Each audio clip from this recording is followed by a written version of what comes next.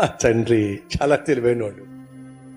పెద్దోడి దగ్గరికి వెళ్ళి ఆరోగ్యం బాగాలేదురా కాస్త డబ్బులు ఇవ్వరా అంటే, పెళ్ళం కోపంగా వెళ్ళిపోయిందని చెప్పేసి నీ వల్ల నా పెళ్ళానికి కోపం వచ్చింది, ఇంకెప్పుడు నీ మోఖం చూపించపో అని బయటికి ఎంటేశాడు.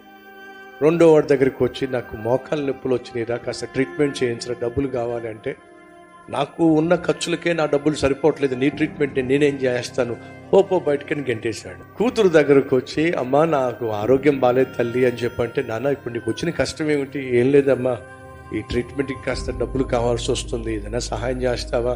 పెద్దోడు తగిలాను, వాడు కాదన్నాడు, రెండోడేమో కాలదన్నాడు, నువ్వన్నా సహాయం చేస్తావా?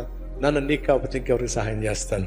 గబగబా వెళ్ళి డబ్బులు తీసుకొచ్చి తన ముందు పెట్టి, ట్రీట్మెంట్ కోసం ఈ డబ్బులు వాడుకోనన్నా, ఇంకేదైనా కావాలంటే చెప్పు నాన్న నేను సర్దు పెడతాను అని అంటే సంచి మొత్తం తీసి ముందు పెట్టాడు. అమ్మా నాకు నిజంగా ఆరోగ్యం బాగో కాదమ్మా, బుద్ధి ఏమిటో తెలుసుకుందాం అని చెప్పి పెద్దోడి దగ్గరికి వెళ్తే గెంటాడు, రెండోడి దగ్గరికి వెళ్తే గెంటాడు. నువ్వేమో ప్రేమతో అంగీకరించి ఆ ట్రీట్మెంట్ డబ్బులు ఇచ్చావు.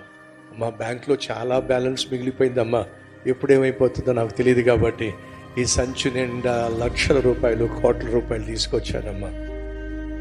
నన్ను నువ్వు అంగీకరించావు కాబట్టి కార్డు కూడా ఉందమ్మా, ఎంత కావాలంత డ్రా చేసుకో. ఆయన దగ్గర లేక అడగటల్లా మన బుద్ధి ఏమిటో తెలుసుకోవడానికే ఆయన అడుగుతున్నాడు. ఆయన దగ్గర ఉన్నది మనకి ఇవ్వాలంటే మన బుద్ధి ఆయనకి తెలియాలి. కృతజ్ఞత ఉంటే దేవుడు ఏం చేస్తాడు? ఆయన దాచిపెట్టిందంతా మనకిస్తాడు.